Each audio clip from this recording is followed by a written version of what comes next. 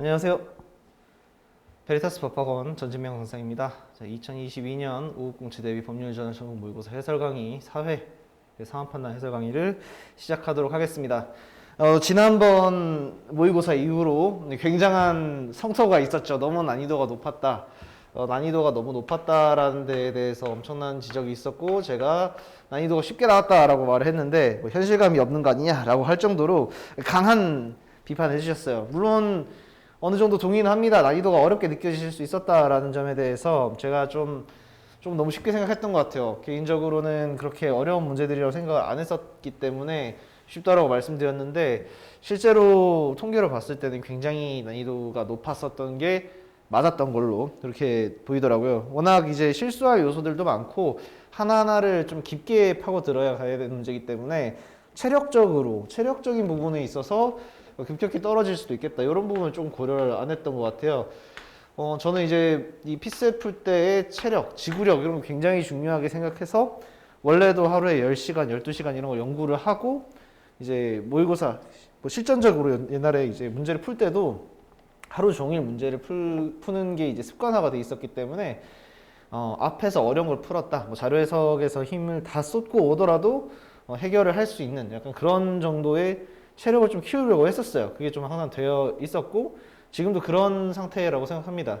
그게 아마 이제 학생분들하고 제가 이제 아무래도 입장이 좀 많이 다르기 때문에 그런 것도 있을 거예요. 저 같은 경우에는 피셋 점수를 처음부터 고득점을 받고 싶었고, 뭐 1차 합격하고 2차에 올인해야지라는 마음보다는 피셋 점수 자체를 높게 받아서 어떤 뭔가 고평가를 받는 부분에 대해서도 굉장히 애착이 있었고, 그러다 보니까 어려운 부분에 대해서 난이도가 어려운 부분에 대해서 또는 어려운 문제가 연속적으로 나옴으로 인해서 체력이 저하되는 부분에 대해서는 굉장히 제가 좀 관심이 없었던 것 같아요. 그 부분을 좀 고려를 해서 문항의 난이도, 전체적인 난이도 같은 걸 조정을 하려고 노력을 해왔고, 뭐 그런 부분들을 여러분들한테 많이 보여드리려고 했죠. 이거는 지난번 거랑 똑같이 생겼어요. 이거는 사실 별 의미 없는 말이고요. 신경 안 쓰셔도 됩니다. 핵심은 이거라고 보시면 돼요. 우리 법률전화 모의고사는 문제를 좋은 걸 보여드린다. 난이도에 대해서는 전모기 때문에 여러분들이 풀어보시면 각 문항별 그 정답률이 나오잖아요. 그 문항별 정답률만큼은 여러분들이 의미 있게 뽑아낼 수 있었을 거다라고 생각을 하고, 오히려 지난주보다는 이번 주가 확실히 쉽긴 해요. 확실히 쉽고 계산도 적고 지금 전체적인 그 문항 길이도 다 짧게 나왔고, 여러분들이 푸실 때 이런 문제는 굳이 여기 냈어야 됐을까 싶은 문제, 분명히 저도 이제 그런 걸 느끼는 것들이 있긴 했거든요. 뭐 그런 문제들 빼면은 지난주에 비하면 뭐 3회차에 비하면 아무것도 아니네 라는 생각을 하실 수 있을 정도의 난이도라고 생각을 합니다.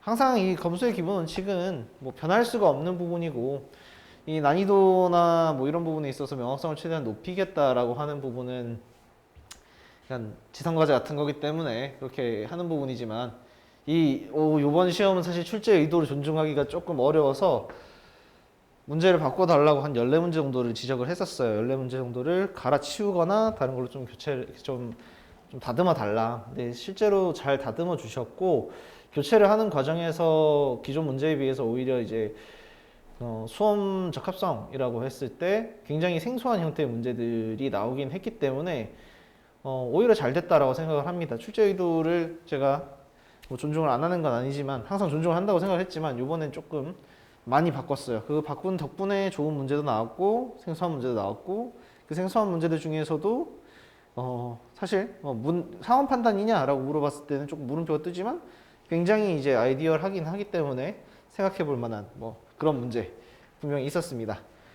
네, 그거는 제가 여기선 굳이 다루진 않을 거예요. 굳이 다루진 않을 거지만 여러분들 나중에 보시면 제가 어떤 문제를 말했는지는 쉽게 이해를 할 것 같아요. 네. 문항 자체가 전체적으로 쉬워졌기 때문에 중의적 표현도 없고요, 오류가 발생할 가능성도 낮고 간단하게 풀이할 수 있는 문제들도 상당히 많았을 거라고 생각을 합니다. 그러면 본격적으로 한 문제 한 문제 검토를 해보도록 할 건데요. 지난 시간이랑 다르게 이번에는 10문제를 이제 뽑아서 이제 설명을 드리고요. 그 문제를 제외한 10개의 문제를 제외한 나머지 문제에 대해서 해설이 궁금하시거나 아니면 저의 풀이 방식을 보고 싶으시다 하시는 분들은 언제든지 카페에 와서 예, 문항 번호 적으시고 궁금하다 해주시면은 제가 피드백을 드리도록 하겠습니다. 그래서 제 카페는 다들 아시다시피 모르시는 분도 있겠죠. 네. 모르시는 분들을 위해서 적어드리면 카페 네이버닷컴 LPN 리트 피셋 NCS거든요. LPN 2021 여기로 들어오시면 되고요. 여기 들어와서 물어보기 좀 껄끄럽다 그러면 카카오톡 채널에 JJ 피셋이라고 있습니다. 여기 와서 물어보셔도 된다. 그러면 제가 가급적이면 많은 정보를 알려드리도록 할 거예요. 이거 보고 가입하신 분들도 꽤 많더라고요. 유입이 많이 늘어나고 있어서 저도 더 노력해야 되겠다 생각하고 있습니다. 자, 2번 문항 시작하도록 하겠습니다. 자, 2번 문제 누가 봐도 법조문 문제다. 첫 번째는 법조문 문제다라는 거 바로 캐치하실 거고요. 두 번째로는 소재가 직권면직이다. 직권면직이다. 직권면직이라는 소재를 보자마자 사례가 많이 나오겠네 생각을 하셔야 돼요. 사례랑 관련성이 굉장히 깊을 것 같다. 이거 체크하셔야 되고 여기도 보시면 1호부터 2호까지 쭉 해서 사례들이 나오고 있는 걸 확인을 할 수가 있어요. 사례라기보다는 사례에 적용시켜야 될 내용들, 적용을 시켜야 될 그 개별적인 사안이라고 하죠. 개별 사안들을 제시를 하고 있다. 개별 사안을 제시를 한다.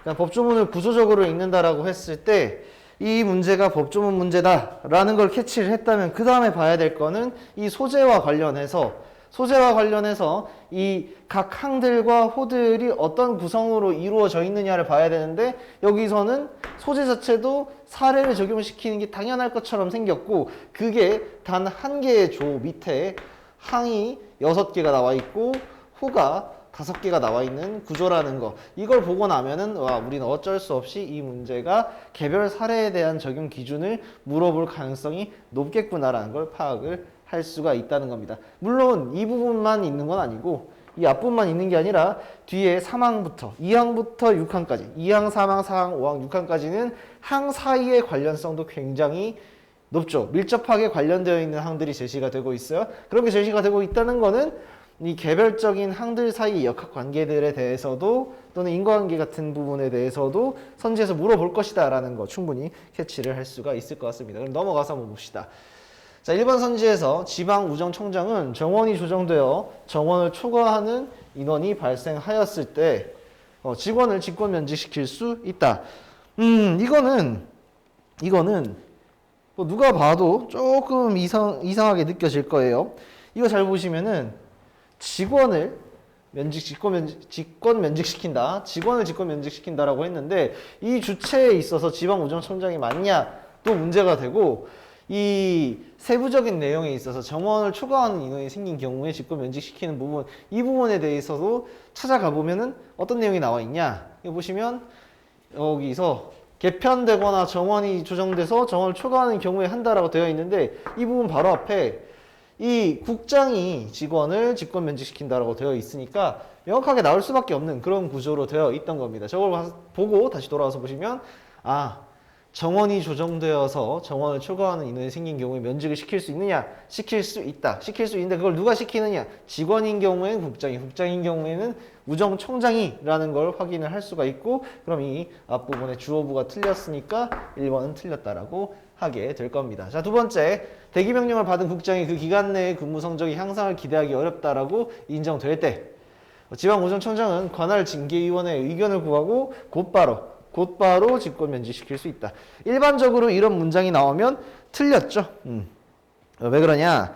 이 의견을 구한 다음에 곧바로라는 말은 지체 없이 그냥 무조건 할 수 있다는 거예요. 뭐 지체 없이라는 표현은 안 맞는 것 같지만 내가 이제 이 사람한테 의견을 들었어. 위원회한테 의견을 듣고 난 다음에 이 의견에서 끝나고 그냥 면직을 시킬 수 있다. 이거 굉장히 절차상의 하자가 있어 보이지 않나요? 그냥 내가 원하는 대로 그냥 상대방의 의견을 들어보는 정도만 하면 바로 면직시킬 수 있다. 바람직하지 않겠죠? 이럴 거면 위원회가 있을 이유가 없을 겁니다. 그럼 한번 봅시다. 위원회는 어디 나오냐? 관할 지방우정청장 및 국장은 제1항에 따라 면직시킬 경우에는 미리 관할 징계위원회의 의견을 들어야 되고 단 1항 4호에 따라서 면직시킬 경우에는 동의를 받아야 된다. 예, 동의를 받아야 되는 케이스가 분명히 존재하고요. 1항 4호라고 했는데 1항 4호를 검색을 해보시면 대기명령을 받은 사람이 그 기간의 능력 또는 근무 성적의 향상을 기대하기 어렵다라고 인정이 될 때, 그럴 때 예, 뭐 해야 된다고? 동의를 받아야 된다고. 동의를 받아야만 자를 수가 있다. 이렇게 보시면 되고, 여기서 곧바로 직권 면직시킬 수 있다가 틀렸다라는 거 충분히 확인이 가능하겠습니다. 자, 그 다음 3번 선지. 제1항 1호에 따른 면직 대상자를 결정함에 있어서의 면직 기준은 심사위원회의 심의를 거쳐서 총괄 우체국장이 결정한다. 결정권자가 총괄 우체국장이 맞냐? 그리고 이 심사위원회의 심의를 거치는 게 맞냐? 이 두 가지가 핵심적인 내용이겠죠? 올라가서 봅시다. 자, 면직을 시킬 수 있다. 뭐 이런 말들은 나와 있고, 여기서 쭉 봤을 때 심사위원회의 심의 의결을 거쳐야 된다라는 말은 있는데요. 말은 있는데 그 위원장이 총괄 우체국장이 되기는 해요. 이거는 있는데 선지를 다시 봅시다. 선지를 다시 보시면 1항 1호에 따른 면직 대상자를 결정함에 있어서 기준은 심의를 거치고 얘가 결정한다. 이상하죠? 분명히 앞에서는 심사위원회가 사망의 면직 기준을 정할 때 1항 1호에 대한 면직 기준을 정할 때 심사위원회를 구성해서 여기서 심의 의결을 한다고 했는데 총괄위원장이 한다. 그러니까 이렇게 생각할 수도 있어요. 심사위원회 위원장이 총괄위원장 아니냐? 총괄 우체국장 아니냐? 그러면 이 사람이 의결한다고 볼 수도 있지 않냐? 지방 우정청장이 되는 경우도 있기 때문에 무조건 총괄 우체국장이 된다라고 볼 수도 없고요. 그렇다라고 해서 그 위원장이 의결을 결정을 하는 거다라고 보기는 어렵다. 의결을 하는 거랑 결정하는 거랑은 비슷하지만 의미상 굉장히 다른 부분이 있죠. 이게 이제 한 명이 독단적으로 결정을 할 수 있느냐랑 합의를 통해서 어떤 이제 그 위원회의 의결의 결과물로서 결정을 하는 거랑은 완전히 다르기 때문에 이 부분도 총괄 우체국장이 결정하는 게 아니겠구나 하고 지워주시면 되겠습니다. 4번 선지에서 심사위원회를 구성하는 구성원 전체 의견의 최대값과 최소값의 합은 14다라고 되어 있는데 다시 가서 보시면 되겠죠? 5명 이상 7명 이하인데 문제는 위원장이 지명하는 5명 이하 7명 이하니까 위원장은 무조건 빼고 일단은 5명 7명이야. 그럼 위원장 한 명씩 다 나오면 어떻게 돼요? 6명 8명이 되겠죠. 합치면 14명이다. 이렇게 하시면 이것도 맞다. 다음 5번 선지에서 2022년 5월 1일에 휴식 기간이 끝났음에도 직무에 복귀하지 않아 직권 면직된 직원의 직권 면직일은 2022년 5월 2일이다. 자, 휴식 기간이 끝났는데 다음 날부터 직권 면직이냐? 아니면 끝난 날 자체가 직권 면직이냐? 아니면 휴직을 쓴 날부터 직권 면직이냐? 이거에 따라서 연금 나가는 것도 완전히 달라질 수밖에 없겠죠. 그런 거 고려한다면 이 부분 굉장히 꼼꼼하게 살펴봐야 될 부분이고, 쭉 봤을 때 6항에서 제1항 제3호에 따른 직권 면직일은 휴직 기간이 끝난 날 또는 휴직 사유가 없어진 날로 한다라고 돼 있으니까 그 다음 날을 제시를 하는 거는 틀린 것이다. 자, 그럼 1번, 2번, 3번, 5번 틀렸으니까 답은 4번이 되겠습니다. 이렇게 해주시면은 2번 문제 해결이 된 거예요. 제가 법조문 오늘 많이 안 다루고 아마 이 문제가 처음이자 마지막일 건데 4회차의 법조문은 어렵지 않아요. 4회차 법조문은 다 이제 사례들도 그렇고 전반적으로 간단하게 나왔기 때문에 이 정도만 정리를 해도 크게 어려울 게 없을 것 같습니다. 자, 우리 하나만 기억합시다. 법조문 봤을 때 조문의 항호목 중에서 조항호목 중에서 호가 많다. 그러면 개별 사례랑 관련된 것들이 많이 나온다. 개별 사례에 대한 적용 부분이 많이 나온다. 이거 꼭 기억하시고요.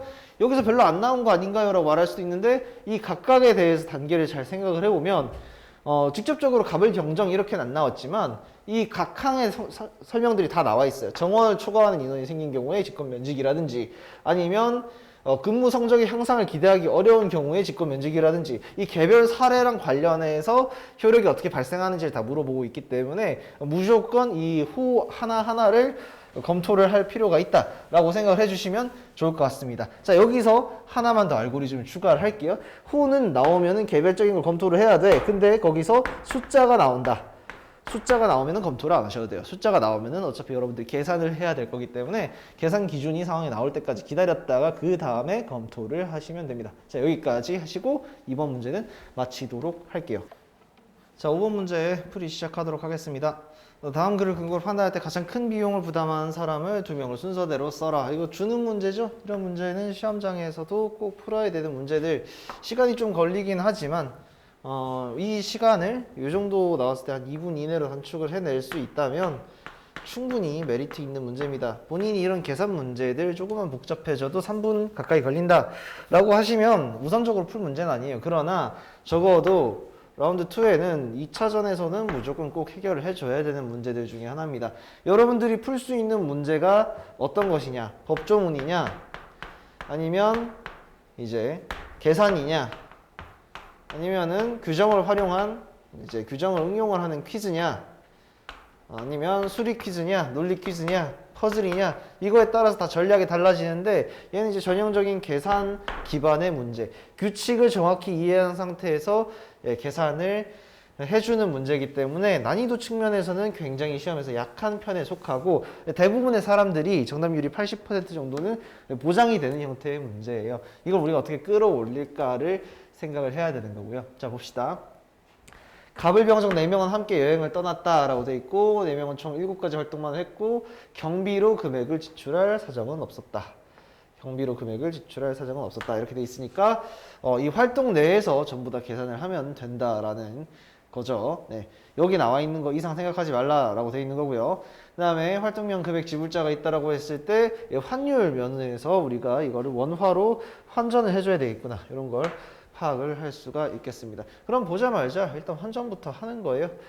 자, 1유로는 2천만 원, 1달러는 1,000원, 뭐 1파수는 500원 이렇게 돼 있으니까 이거 그냥 그대로 다 곱해주면 되겠죠.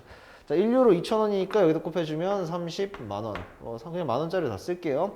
그 다음 베르사유 궁전 같은 경우에는 20만 원, 이탈리아 파스타 40만 원, 그리고 판테온 같은 경우는 50만 원, 제라스 신전 파수인데 저 파수 좀 귀찮죠? 0.5파수, 2파수를 1,000원이라고 할게요. 2파수를 1,000원이라고 하면 이 500배 되는 거니까 50만 원. 그리고 유로에 대해서 20만 원, 77만 원, 30, 20, 40, 77, 50, 50, 50, 20 이렇게. 아이고 말하기 힘드네요. 이렇게 딱 썼다 돼 있으니까 이거 계산만 해주시면 되죠. 이렇게 합쳐주면 이거는 80만 원. 그 다음에 정은 77만 원 따로 있고요. 을 같은 경우 합쳐주시면 70만 원.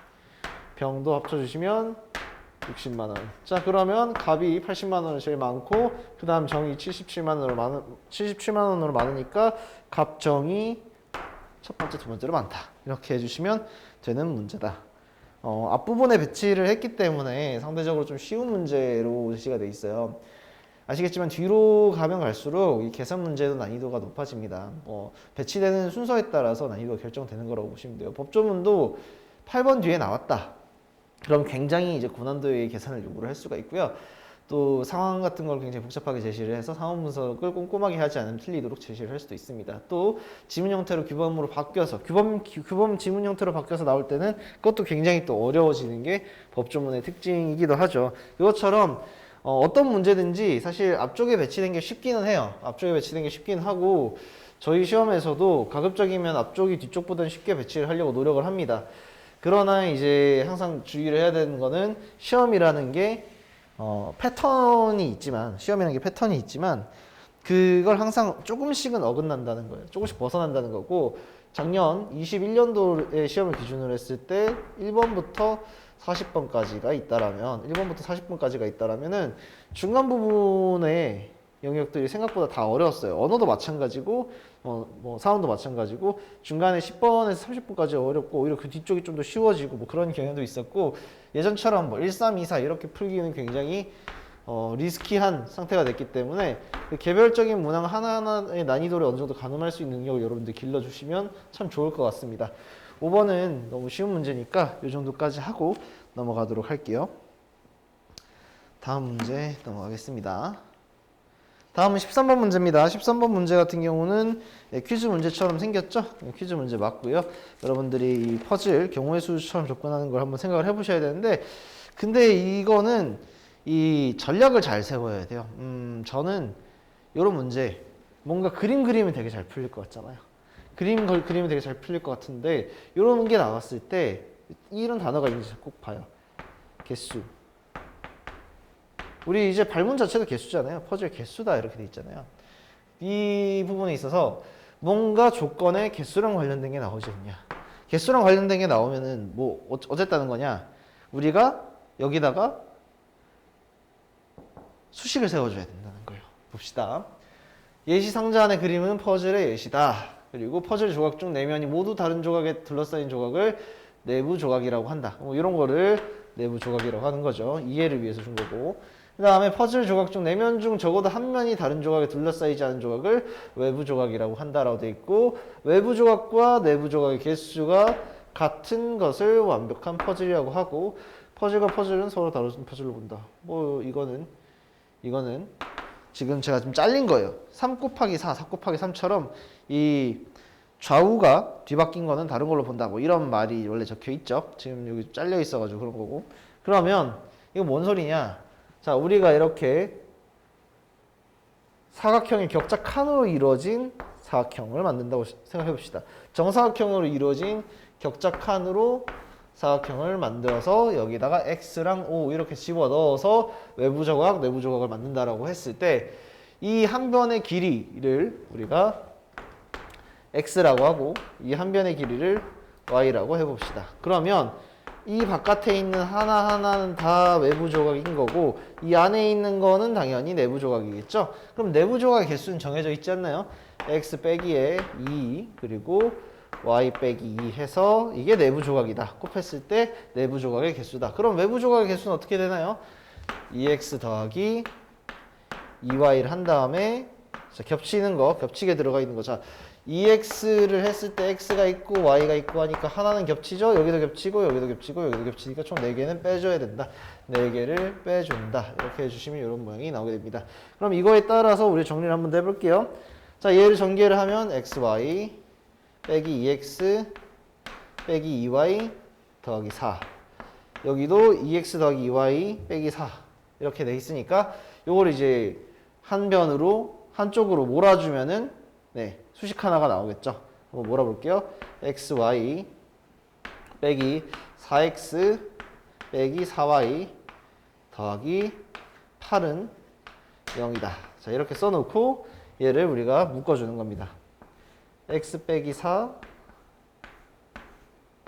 y 빼기 4 이렇게 묶어주면은 이 끝이 16이 아니죠. 8이 나오면 되게 됩니다. 자, 요 식을 가지고 x 빼기 4로 묶어주시면은 요런 식이 나오게 된다. 자, 그러면은 x랑 y 요것들을 서로 빼가지고 여기다 4를 빼서 나온 값들이 자 8의 약수가 되면 된다라는 거로 생각을 하시면 되겠죠. 자, 이 안에서의 양의 정수쌍을 구해라 라고 했을 때 자, 한번 옆에 계속 적어봅시다.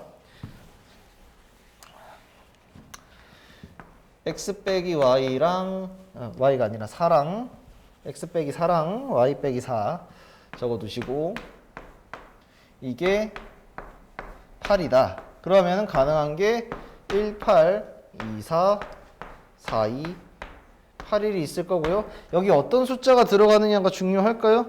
중요하면 이제 계산을 하시면 되고 그렇게 중요한 문제는 아니죠. 퍼즐의 개수를 구하는 거에 불과하기 때문에 이 수가 끝이에요.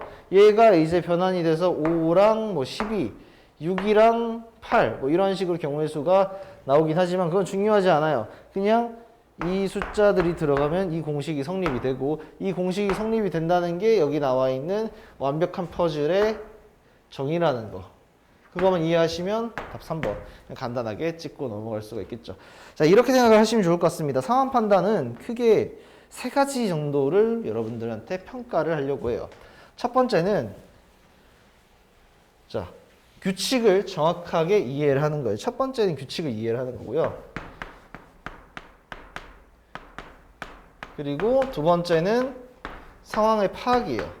상황을 파악을 하는데 이 상황을 파악을 할 때 굉장히 꼼꼼하게 파악을 해야 되죠. 상황 파악하는 능력이 되게 중요하고 세 번째는 여기에 대해서 알고리즘적으로 피드백을 해주는 거예요. 피드백이 되게 중요합니다. 피드백하는 방식이 이제 그러니까 문장형으로 표현된, 언어적으로 표현된 거를 수리적으로 표현을 해주거나 아니면은 언어 수리적인 표현은 나와 있는 거를 알고리즘으로 그러니까 반복 패턴으로 변환을 시켜준다거나 뭐 이런 것들을 해야 된다는 거예요. 기본적으로 이 세 가지가 핵심적인 거라고 생각을 하시면 돼요.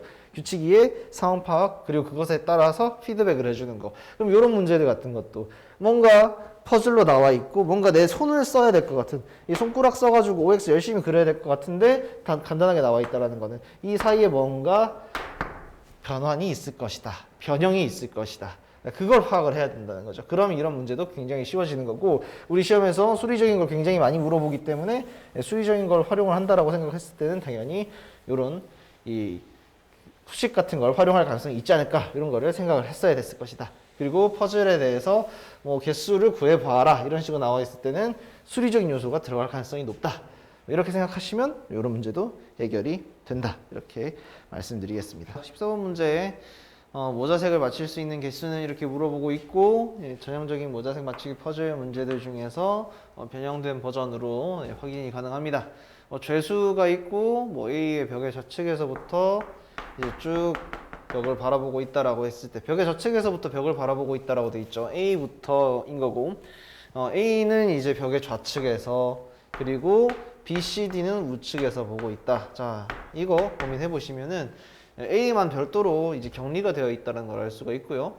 B, C, D 중에서 B가 가장 가깝고 D가 가장 멀다라고 했을 때 A는 이 사람들 전혀 못 봐요. B, C, D 중에서 D는 C랑 B를 볼 수 있고 C는 B를 볼 수가 있고 B는 아무도 못 보고 있는 그런 상태. 그리고 A는 흰색, 그리고 C도 흰색, B는 까만색, D도 까만색을 쓰고 있는 상태에서 이 죄수 4명이 이런 정보를 알고 있을 때 두 개가 있다라는 걸 알고 있을 때 사람들이 본인의 색깔을 판단을 해서 뭔가 본인의 의견을 표시를 해야 돼요. 이게 이제 가능하다라고 했을 때 모자색을 맞출 수 있는 죄수는 누가 있을까를 생각을 해보는 겁니다. 일단 간단하게 A는 맞출 수 있을까 없을까? A한테 주어져 있는 정보는 단 하나도 없어요. A한테 주어져 있는 정보는 없기 때문에 얘는 안 될 가능성이 굉장히 높습니다.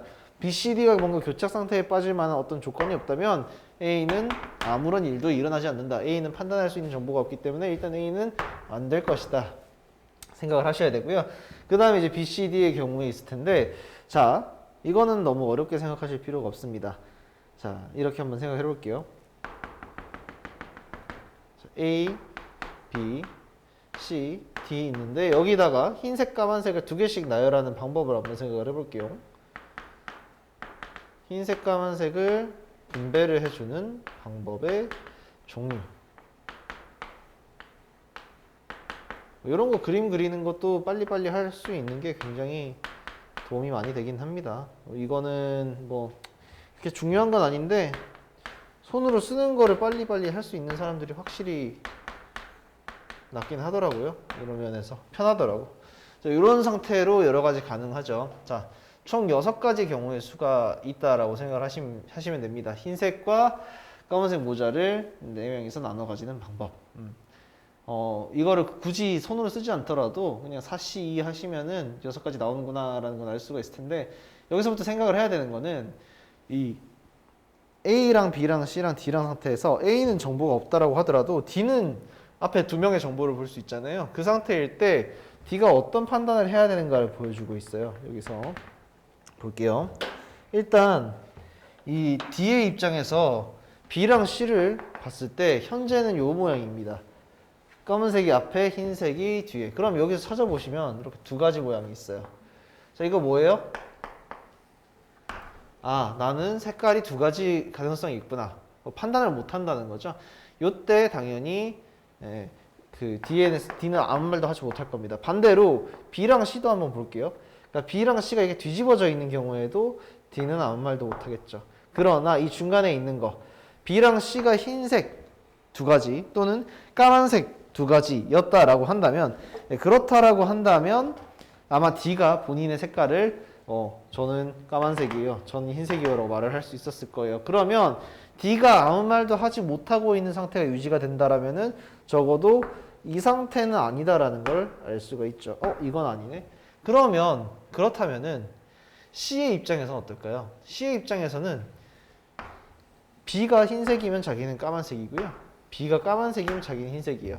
이게 확정이 되는 겁니다. 아, D가 아무 말도 하지 못하고 있다라는 거는 B랑 C의 색깔이 서로 다르다라는 거고, B랑 C의 색깔이 서로 다르다라고 했을 때 C의 입장에서는 내 눈앞에 있는 색깔이 내 머릿속에 있는, 머리 위에 있는 색깔이랑 반대로 되는 거니까 바로 판단을 할 수 있겠다. 그런 말을 할 수 있는 상태가 되는 거고, 모자색을 맞출 수 있는 사람은 C가 되는 겁니다. 그래서 자신의 모자색이 무엇인지 맞출 수 있는 사람은 C밖에 없다. 이렇게 정리해 주시면 돼요. 자, 모자색 맞추기 퍼즐은 가능한 경우의 수를 다 정리를 하는 게 제일 중요합니다. 물론 머릿속으로 해결을 할 수도 있습니다. 그러나 뭐 그게 쉽게 되는 건 아니고요. 가능한 경우의 수를 모두 정리를 하신 다음에 이 가능한 경우의 수 내에서 이 앞에 추가적인 정보가 나왔을 때, 이 앞쪽에서 어떤 패턴이 나왔을 때 이 뒷부분의 모양이 서로 다른 게 나온다라고 하면은, 서로 다른 모양이 나온다라고 하면은 이 사람이 말을 할 수가 없고, 같은 게 나온다라고 하면은 적어도 같은 것만 있다라고 하면 내가 무슨 색인지 특정을 할 수가 있으니까 뭘 할 수 있다. 뭐 이런 거를 정리를 하는 게 되게 중요한 거고, 이 유명한 문제다 보니까 나무위키 같은 데도 예시가 다 나와 있어요. 그런 걸 보시면 생각보다 쉽게 지식적으로 대비를 할 수가 있습니다. 뭐 문제 나오는 스타일도 되게 뻔하고 복잡하게 만들어봤자 거기서 거기기 때문에 여러분들 충분히 해결할 수 있는 문제 같아요. 다음 넘어가서 볼게요. 17번 문제. 다음 거를 근거로 판단할 때 보기에서 항상 참인 것만을 골라라. 자, 복잡하게 생겼습니다. 369 게임은 변형을 해서 만들었다고 하고요. 가을 병정 순서대로 숫자의 한 음절씩을 외치되 369가 포함된 숫자의 음절은 박수로 대체를 한다. 369는 박수로 대체를 합니다. 그런데 특이한 게 있어요. 음절을 하나씩 외치는 겁니다. 음절. 뭔 소리냐, 뭔 헛소리냐라는 생각이 들 수도 있는데, 숫자 10은 10에 한 음절을 띄니까 하나지만 숫자 11은 11 이렇게 두 개의 음절로 만들어지기 때문에 두 개로 나눠서 불러주라는 거예요.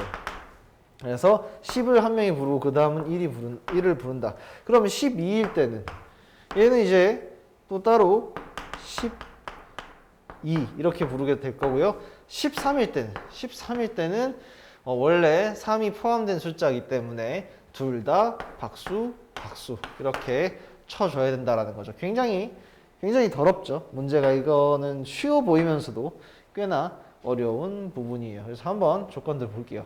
자, 갑이 5라고 외친 이후 가장 먼저 박수를 치는 사람. 지금 여러분 보시는 것처럼 이건 좀 명백하게 이 내용을 이제 보여주는 것 같아요. 그래서 이게 가장 먼저 박수를 치는 사람은 을이다라고 나와 있는데, 항상 그러하냐라고 했을 때 항상은 아니죠. 항상은 아니다. 자, 여기서 발문이 이렇게 나와 있어요. 항상 참인 것만을 골라라. 제가 이 문제를 보고 처음에 검수할 때 좀 고민했던 부분 중에 하나가, 처음 시작할 때 갑이 5로 부르고 나면은 이제 을이 바로 외치지 않나? 이 생각을 했거든요. 바로 박수를 치지 않나 생각을 했었는데, 이게 항상이라고 하면은 어떤 경우에도 갑이 5를 외치고 나면 그 다음에 을이 박수를 쳐야 되는 거예요. 근데 이게 좀 생각을 해보면은 갑이 5를 외쳤을 때 5 뒤에 음절이 더 있는 거야. 51이라든지 52라든지 아마 52에 5를 갑이 부르게 되겠죠. 그러면은 53 할 때 갑이 다시 3을 부른다든지 뭐 그런 경우의 수가 나오는 거예요. 이게 바로 눈앞에서 이게 있으니까 맞겠거니 하는 생각이 들지만, 항상 그러냐면 그렇지 않다. 항상 참인 것은 아니다. 그럼 일단은 기억이 쉬워지죠. 그 다음 남은 거는 디귿과 니은인데, 디귿은 어쨌든 뭐 선지상에서 바깥에 나가 있으니까 볼 필요가 없고 우리 니은만 검토를 하면 되는 거예요. 자, 자신의 차례에 2번 연속으로 박수를 치는 경우는 없다라고 되어 있는데, 이거 느낌이 약간 오지 않나요? 가능할 것 같다. 가능할 가능성이 있어 보인다. 자, 자신의 차례에 2번 연속으로 박수를 치게 만들려면 어떻게 해야 될까?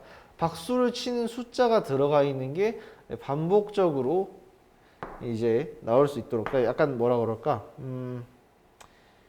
음절수잖아요. 음절수가 늘어난다라고 했을 때 이 그냥 큰 숫자로 무한히 늘어난다라고 한번 생각을 해보세요. 무한히 늘어난다. 그럼 한 133 아니면은 뭐 1333 뭐 이런 큰 숫자가 나오게 되면은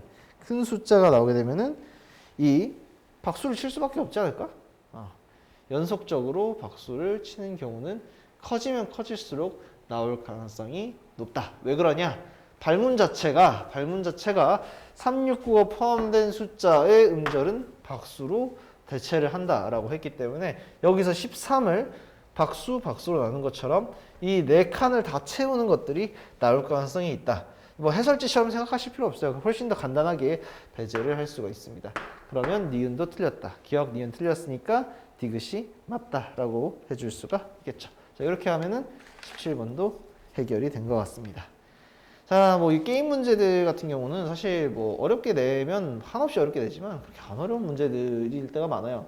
안 어려운 문제들이라고 하는 거는 뭔가 승리 전략을 찾는 거나 그런 건 아니고 그냥 시키는 대로 했을 때 어떤 경우의 수가 가능하냐 불가능하냐 이런 거 물어볼 때가 좀 쉬운 문제다 이렇게 생각을 하고 그렇지 않은 경우에는 난이도가 좀 높아질 수 있다는 거 기억해 주시면 좋겠습니다. 자, 28번 문항 해설하도록 하겠습니다. 다음 글의 근거를 판단할 때 옳은 것을 모두 고르시오 되어 있고 이제 일치부합형 문제죠. 그런데 과학 지문입니다. 과학 지문이고 어렵지 않아요. 어렵지 않게 잘 쓰여져 있는 글이고 과학 현미경에 대해서 물어보고 있습니다. 뭐 현미경 관련해서는 리트에서도 최근에 소재로 나왔죠. 아마 20학년도였던 것 같아요. 2년 전 정도였고 표본을 통과하거나 표본에서 반사된 가시광선을 직광 렌즈를 통해 모으고 대물 렌즈를 확대해서 이미지를 관찰하는 현미경을 광학 현미경이라고 한다. 그리고 얀센이라는 사람이 만들었다. 이런 식으로 해서 간단하게 개념 설명을 하고 있고요. 배율, 해상도, 초점, 심도에 대해서 말을 할 거라는 걸 미리 여기서 보여주고 있죠. 1번 배율, 2번 해상도, 3번 초점, 심도. 그래서 배율, 해상도, 그리고 초점, 심도 이렇게 단락별로 구성되고 있는 걸 확인할 수가 있고요. 배율은 실제 표면이 현미경을 통과한 이미지로 확대한 정도. 당연히 확대 정도가 배율일 거고요. 저반 렌즈에서 상을 확대할 수 있기 때문에 현미경의 배율은 대물 렌즈와 저반 렌즈 배율의 곱으로도 계산할 수 있다. 곱으로 계산할 수 있다라는 부분은 충분히 문제로 나올 법합니다. 다음에 해상도는 분해능이라고도 불리며 서로 떨어진 두 점을 구별할 수 있는 능력을 뜻한다라고 해서 분해능에 대한 설명이 나와 있고요. 이거는 두 점을 구별할 때 쓰는 거다라고 되어 있습니다. 그리고 현미경의 경우 해상도 높을수록 선명한 상을 볼 수 있으며 해상도 낮을 경우 배율이 아무리 높아도 이미지가 선명하게 보이지 않는다라고 되어 있으니까 해상도가 결국은 선명하게 보이게 만드는데 굉장히 중요한 역할을 한다라는 걸 확인할 수가 있어요. 다음 초점 심도에서는 초점을 잡을 수 있는 깊이를 이야기한다고 하고요. 두꺼운 표본을 관찰을 할 수 있다고 합니다. 초점 심도가 클수록 두꺼운 표본을 관찰할 수 있다. 다음 배율과 해상도가 높은 오일 침습 대물 렌즈의 경우에 초점 심도가 작아 얇은 표본만 관찰할 수 있다고 되어 있으니까 해상도가 높을 때는 오히려 얇은 것만 관찰할 수 있는 그런 부분도 있다. 이런 거 체크를 해주시면 좋을 것 같고요. 물 침습 대물 렌즈는 초점 심도가 커서 두꺼운 표본을 관찰을 할 수 있다. 대신에 해상도가 낮다. 하나가 좋으면 하나가 나빠지는 거다라고 생각을 하면 될 것 같고요. 광학 현미경이 일반적으로 쓰인 현미경이라고 말하고 있고 회절 때문에 이론적인 해상도에 한계가 있다고 합니다. 자, 그럼 이론적인 해상도에 한계가 있다라고 했을 때는 이걸 뭔가 다른 방식으로 해결을 해줄 게 있어야 되겠죠? 그게 전자현미경이다. 전자현미경은 표본 진공 상태로 만들어야 되기도 하고 구조가 복잡하고 장비 비싸기 때문에 대부분의 경우에는 이걸 잘 안 쓰는 거겠죠. 대부분에는 광학현미경을 쓰고 있을 것이다. 이렇게 생각을 할 수가 있고 그리고 관찰할 때도 굉장히 제한적이기 때문에 구조적인 정보 외의 성분에 대한 정보 같은 것들은 파악을 할 수가 없다라는 게 단점이다 라는 거까지 이해하시고 선지로 넘어가시면 되겠습니다. 질문이 쉽기 때문에 여러분들 어렵지 않게 이해를 했을 것 같고요. 자, 1번 전자현미경은 빛의 회절 현상을 이용해 해상도를 높인다. 자, 전자현미경이 빛의 회절 현상을 이용하느냐라고 생각했을 때 일단은 전자는 요거를 쓰는 거잖아요. 이거 빛이랑 큰 관련이 없어 보이지 않나요? 쭉 봤을 때 매우 파장이 짧아서 해상도가 높은 전자현미경을 써야 된다. 뭐 이걸 빛이라고 말을 할 수도 있을 것 같아요. 근데 빛의 회절 현상을 이용한다라고 말을 하기에는 원리에 대한 설명이 안 나와 있죠. 오히려 이 반사되거나 통과하거나 이런 부분에 대한 부분은 대부분 이 현미경 쪽에서 나옵니다. 그래서 빛의 회절과 관련되어 있는 부분은 현미경 쪽에, 그러니까 저기 과학 현미경 쪽에 가깝다라고 생각을 하셔야 되고, 빛의 회절 현상, 뭐 전자 현미경 쪽이라고 생각을 하면은 조금 애매하다. 그다음에 16세기 이전에는 표본의 관찰을 위해서 전자 현미경이 사용이 됐다 그랬는데, 이때는 뭐 전자 현미경이 있었을 리가 없죠. 그 다음에 3번에서 표본을 진공 상태로 만드는 것이 가능하더라도 광학 현미경을 사용하는 것이 가능한 경우가 있다. 이게 필요한 경우도 있겠죠. 왜 그러냐? 진공 상태로 만들 수 있다고 하더라도 이 분자를 선택적으로 관찰할 수 있는 선택성이 낮아서 구조 말고 나머지 성분 같은 걸 확인을 할 수가 없는데, 광학 같은 거는 이제 완전 초미세 구조가 아니라 좀 더 높다라고 한다면은 그런 부분에 있어서는 훨씬 더 나을 수밖에 없다라는 거예요. 그래서 표본을 진공 상태로 만드는 것이 가능한 거랑 관계없이 충분히 광학 현미경은 사용될 수 있다. 이렇게 보시면 되겠습니다. 자, 4번에서 대물 렌즈의 배율이 60이고 저반 렌즈의 배율이 10이면 당연히 곱한 값이 비율이 되겠죠. 그래서 이건 600이다 라고 해야 될 것 같고요. 5번에서 100나노미터의 성분 구조를 갖는 표본을 관찰하는 경우, 100나노미터의 성분 구조를 갖는 표본을 관찰한 경우에, 그런 경우에는 한계가 있다라는 거 우리 잘 보세요. 여기서 해상도가 있는데 200나노미터 이하 같은 경우는 관찰하는데 한계가 있다. 여기서 100나노미터 오일 침습 대물 렌즈라고 하는 거는 대물 렌즈가 들어가 있으니까 기본적으로 광학 현미경일 것이고, 광학 현미경에 대해서 100나노미터의 성분 구조를 갖는 표본을 관찰하는 거는 어려울 것이다. 충분히 예측할 수 있고 저것도 틀렸다라고 봐야 되겠죠. 자, 이렇게 하시면 이 문제 간단하게 해결이 되었습니다.